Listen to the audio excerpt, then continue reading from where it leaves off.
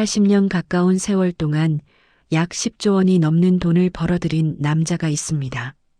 그는 술 한 방울 마시지 않았고 담배도 피우지 않았습니다.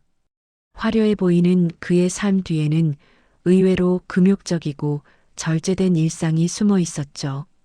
그리고 그는 말합니다. 돈이 중요한 건 맞지만 돈 자체에 집착해서는 안 된다고요. 지금부터 제45대이자 제47대 미국 대통령으로 다시 돌아온 도널드 트럼프. 그가 평생을 살아오며 깨달은 인생의 진짜 원칙들을 들려드리겠습니다. 1946년 뉴욕에서 한 아이가 태어났습니다. 부동산 사업으로 큰 부를 쌓은 프레드 트럼프와 메리앤 맥클라우드 트럼프 부부의 아들이었죠. 아버지가 부동산 업계에서 상당한 성공을 거둔 사업가였기 때문에 어린 트럼프는 풍족한 환경에서 자랐을 거라 생각하기 쉽습니다. 놀랍게도 실제는 달랐습니다. 아버지 프레드는 돈을 매우 아끼는 성격이었고 자녀들에게도 무엇이든 원하는 대로 다 해주지 않았습니다. 이런 환경에서 자란 어린 트럼프는 반항심이 강한 아이로 성장했죠. 친구들이 오랜 시간 공들여 쌓은 장난감 탑을 순식간에 무너뜨리기도 했고 누나와 동생을 계속해서 괴롭히는 문제아였습니다. 이런 행동에 참다 못한 아버지는 결국 중대한 결정을 내립니다. 트럼프가 겨우 13살이던 해 아버지는 그를 뉴욕 육군 사관학교 기숙사로 보내버렸습니다. 엄격한 규율과 무서운 교관들, 그리고 자유가 제한된 생활이 시작됐죠. 처음에 트럼프는 엄청난 좌절감을 느꼈습니다. 그러나 시간이 지나면서 변화가 일어났습니다. 자신의 과거 행동들을 되돌아보기 시작했고 점차 달라지기 시작한 것이죠. 놀랍게도 그는 그 학교에서 모범생으로 졸업하게 됩니다. 이 경험을 통해 트럼프는 아버지의 선택이 올바른 것이었음을 깨달았고 아버지를 진심으로 존경하게 됐습니다. 그 후 그는 아이비리그에 속한 명문인 펜실베이니아 대학교 경제학과에 진학했습니다. 대학에서 그는 자연스럽게 아버지가 평생 몸담아온 부동산 산업에 관심을 갖게 됐죠. 하지만 여기에는 문제가 하나 있었습니다. 아버지의 부동산 회사는 원래 트럼프보다 8살 많은 형 프레드 주니어가 물려받을 예정이었으니까요. 트럼프는 형을 무척 아꼈기 때문에 이 상황에 질투하거나 불만을 품지 않았습니다. 그런데 안타까운 일이 벌어졌습니다. 형 프레드 주니어가 알코올 의존증에 빠져들기 시작한 것입니다. 결국 프레드 주니어는 젊은 나이에 세상을 떠났고 이는 트럼프에게 엄청난 충격으로 다가왔습니다. 형은 살아생전 트럼프에게 반복해서 경고했습니다. 자신처럼 되고 싶지 않다면 절대 술을 입에 대지 말라고요. 평소 화려하고 거침없어 보이는 트럼프의 이미지와는 정반대로 형의 충고 덕분에 그는 80년 가까이 살아오는 동안 술을 단 한 방울도 입에 대지 않았다고 합니다. 담배도 마찬가지였죠. 형은 그에게 계속해서 말했습니다. 술을 마시지 마. 담배도 피우지 마. 이 말을 끊임없이 반복했고 트럼프는 그 말을 진심으로 받아들였습니다. 오늘날까지도 그는 술에 대한 갈망이나 흥미를 전혀 느끼지 않는다고 합니다. 담배 역시 평생 한 대도 피워본 적이 없습니다. 트럼프는 말합니다. 형이 자신을 올바른 길로 인도해줬다고요. 형은 알코올 때문에 정말 힘들고 고통스러운 삶을 살았지만 자신은 형 덕분에 교훈을 얻었다고 말이죠. 그는 이것이 정말 중요하다고 강조합니다. 저녁 식사 때 술 한 잔을 참지 못하는 친구들을 볼 때마다 그는 이해할 수 없다고 생각합니다. 왜 그게 어려운 일인지 이해가 안 된다는 것이죠. 시작하지 않으면 정말 쉬운 일이라고 말합니다. 젊은이들에게 마약을 하지 말라고 가르치는 것, 이것이 정말 중요하다고 강조합니다. 술도 마시지 말고 담배도 피우지 말라고요. 겉으로 보기에 화려하고 방탕해 보이는 그의 모습 때문에 많은 사람들은 그가 이렇게 절제된 삶을 살아왔다는 사실에 놀라워합니다. 사실 그는 유흥에는 관심이 없고 오직 일에만 몰두하는 사람이었습니다. 어쩌면 이런 이유로 그는 세계에서 가장 유명한 아웃사이더 중 한 명인 일론 머스크를 높이 평가하는지도 모릅니다. 최근 트럼프는 머스크를 세상을 바꿀 인물이라며 극찬하기도 했죠.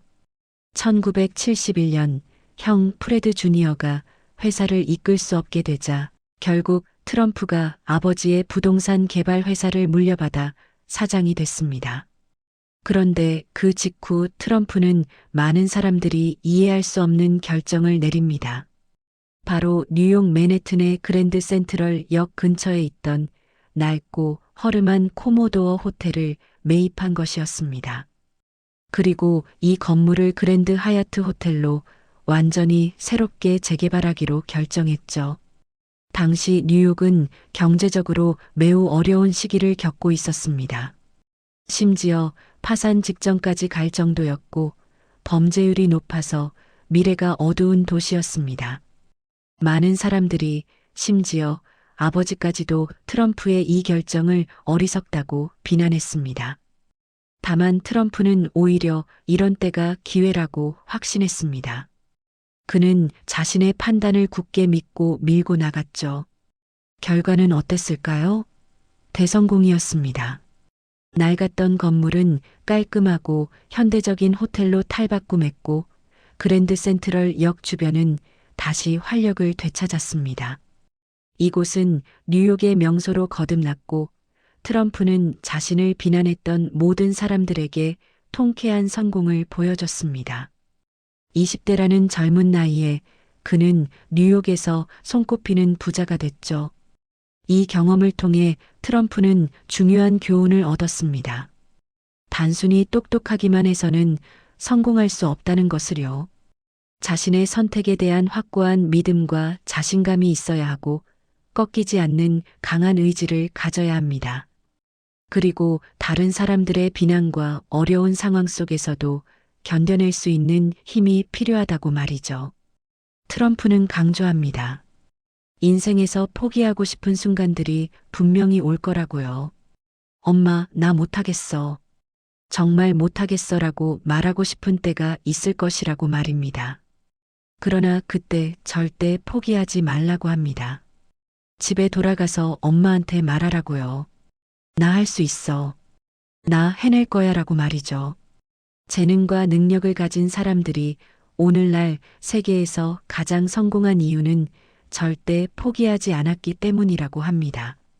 자신이 믿는 것을 위해 싸우는 것을 멈추지 말라고 조언합니다. 가질 수 없는 것이 있냐고 묻는다면 트럼프는 이렇게 답합니다. 만약 가질 수 없다고 생각한다면 아마도 정말로 갖지 못할 거라고요. 사람들은 인간의 뇌가 단지 1% 정도만 사용된다고 말합니다. 하지만 만약 그 1%보다 조금만 더 끌어낼 수 있다면 원하는 거의 모든 것을 할 수 있을 것이라고 트럼프는 말합니다. 1979년 트럼프는 뉴욕 맨해튼에 당시로서는 엄청난 높이인 210m에 달하는 마천루 트럼프 타워 건설을 시작했습니다. 그리고 얼마 지나지 않아 30대의 나이에 세계 부자 순위 26위에 이름을 올렸죠. 당시 빌 게이츠나 워런 버핏과 비슷한 수준의 재산을 보유하고 있었던 그는 이후 수십 년간 셀 수 없을 만큼 많은 투자를 이어갔습니다. 책을 집필하고 정치 활동을 하고 미디어 활동을 하며 끊임없이 돈을 벌어들였죠. 여기까지만 보면 트럼프가 그저 돈에만 집착하는 사람처럼 보일 수 있습니다. 물론 그는 돈을 중요하게 여기는 사람이 맞습니다. 그러나 그는 단순히 돈이라는 숫자 자체에 집착하거나 돈에 무조건적인 욕망을 가진 사람이 아닙니다. 트럼프에게 있어서 세상의 수많은 일들 중에서 진심으로 사랑하는 일이 바로 부동산 투자를 비롯한 돈을 버는 일이었을 뿐입니다. 그래서 계속해서 자신이 좋아하는 일을 하고 있는 것뿐이라고 말합니다. 그는 말합니다. 성공이 중요하긴 하지만 자신이 하는 일을 사랑해야 한다고요. 자신이 사랑하는 일을 해야만 합니다.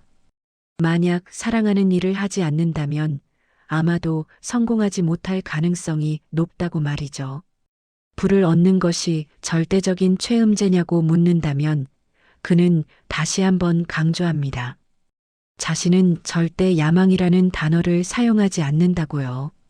왜냐하면 그에게 야망은 나쁜 단어이기 때문입니다.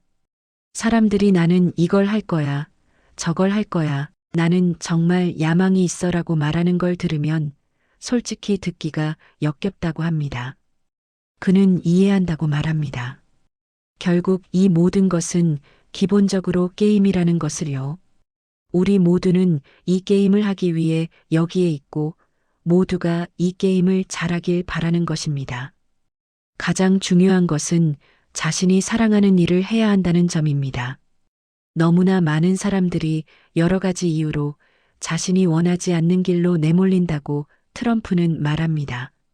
자신이 사랑하지도 않고 즐기지도 않는 무언가로 이어지는 길로 가게 되는 것이죠. 반드시 자신이 사랑하는 일을 해야 합니다.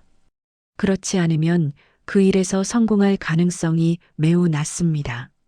만약 자신이 하는 일을 사랑하고 그 일에 헌신한다면 추진력을 얻게 될 것입니다. 추진력이라는 단어가 필요합니다. 그 추진력을 얻게 될 거라고 트럼프는 강조합니다. 그는 흥미로운 이야기 하나를 들려줍니다. 자신이 젊었을 때 윌리엄 레빗이라는 사람이 있었다고요. 그는 매우 성공한 사람이었고 믿을 수 없을 정도로 대단한 인물이 됐습니다. 그는 주택 건설업자였고 약 20년간 이 일을 했습니다. 그러다가 엄청난 돈을 제안받고 회사를 팔았습니다. 그리고는 큰 요트를 사서 매우 흥미로운 삶을 살았죠. 약 10년이 지난 후 회사는 많은 손실을 보고 있었고 그에게는 아무런 의미도 없었습니다. 그들은 회사를 팔 수도 없었죠. 그래서 윌리엄 레빗에게 전화를 걸어 물었습니다. 회사를 다시 사시겠습니까? 그는 대답했습니다. 네, 그러고 싶습니다. 그는 너무나 절실히 원했습니다. 지루해졌던 것이죠. 그는 회사를 다시 샀고 많은 빈 땅도 함께 샀습니다. 그리고 구역 지정을 받기 위해 열심히 일했고 개발을 시작하기 위해 노력했습니다. 어느 칵테일 파티에서 트럼프는 그를 봤습니다. 구석에 작고 늙은 남자가 앉아 있었죠. 즉시 그가 한때 위대했던 윌리엄 레빗이라는 것을 알아봤습니다. 트럼프는 그에게 다가가 말을 걸었습니다. 레빗 씨, 어떻게 지내십니까? 그는 대답했습니다. 좋지 않아요. 전혀 좋지 않습니다. 트럼프가 물었습니다. 정확히 무슨 일이 있었습니까? 왜 이런 일이 당신에게 일어났습니까? 당신은 우리 업계에서 가장 위대한 사람 중 한 명이었는데 왜 이런 일이 일어났습니까? 그가 대답했습니다. 도널드, 나는 추진력을 잃었습니다. 성공에 대해 이야기할 때 절대 듣지 못하는 단어였습니다. 바로 그것입니다. 트럼프가 돈을 가장 중요하게 여겼던 진짜 이유는 그것이 자신이 가장 사랑하는 일이었기 때문입니다. 끊임없이 돈을 번 게 아니라 끊임없이 자신이 좋아하는 일을 했던 것이죠. 그는 돈에만 집착하는 부자들과는 마인드 자체가 완전히 달랐습니다. 그는 경고합니다. 무조건 돈의 숫자만을 목표로 인생을 살아간다면 결국 인생은 공허해진다고 말이죠. 그는 정치에서도 같은 원칙을 적용했습니다. 어떻게 하면 미국 국민들을 잘 섬길 수 있을지 고민했고 미국의 가계 소득을 최고치로 끌어올리며 경제적인 측면에서 긍정적인 평가를 받아냈습니다. 결국 트럼프가 우리에게 전하는 메시지는 명확합니다. 돈은 중요하지만 돈 그 자체가 목적이 돼서는 안 된다는 것입니다. 자신이 진심으로 사랑하는 일을 찾아서 그 일에 몰두하고 절대 포기하지 않는 것이 진짜 성공의 비결이라는 것이죠.